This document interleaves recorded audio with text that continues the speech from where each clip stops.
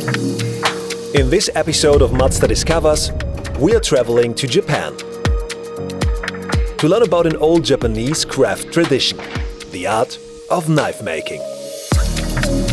Japan is home of Mazda, and it's no secret that Mazda's cars are heavily inspired by traditional Japanese culture and philosophy. By the way, my name is Benjamin Jaworski, photographer and filmmaker. And when I travel, I love to learn about different cultures, their craftsmanships and arts. This inspires me a lot for my own creative art. I try to capture this with my camera, to remember the moments and draw inspiration from that forever. Today, I'm in Tokyo to meet the Hirata family just outside the city.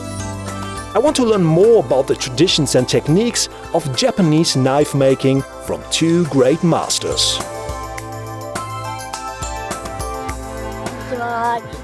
こんにちは。刀鍛冶をやってます。平田助平と申します。よろしくお願いします。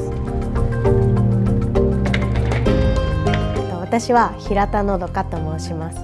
村下とこの担当上の代表を務めてます。よろしくお願いします。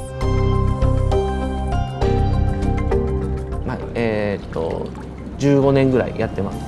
この技術をマスターするのに約5年の修行が必要なんですけども、刀作りに終わりはないので、これからどんどん高みを目指してどんどん修行していかないといけないんです。微妙なやっぱり、手作業じゃないと出せない味が全部あるので、そこはやっぱり手でやるっていうのが一番。私が鉄作りを始めたのは主人が最初全部やってたんですけれども、全部やるの大変そうだなと思って手伝い始めたのがきっかけです。まずは鉄を作るところと、その鉄を、僕が調節するところが一番難しいですね。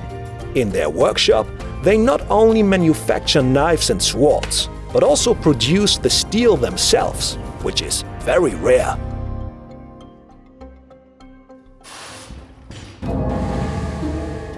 たたら製鉄っていうんですけど、私がやってるもの、これをやってる女性の方は今のところいらっしゃいません。そうですね、感想としては誇りにすごく思ってます。どれぐらいの時間がかかるかというと、うちでは製鉄からするので、1本の、クッキングナイフが完成するのに約1週間かかります。私が製鉄の中で一番楽しいと思うのは製鉄をしている最中が一番好きです。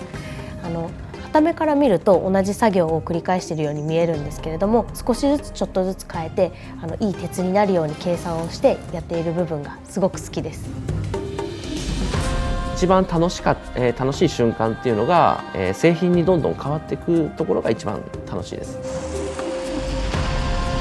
そうですね、この私たちが今から見ていただくナイフ作りなんですけど、これ刀と同じように全く同じように作られていて、スタイルだけが違うっていう形で、主人が刀と同じように魂を込めて作ってるものなので、よかったらナイフ作り楽しんでみていただけると嬉しいです。 It's impressive how they have mastered their craft over many years and take care of every detail until the final product is perfect for them. Just like Mazda uses Japanese craftsmanship in the design of its cars.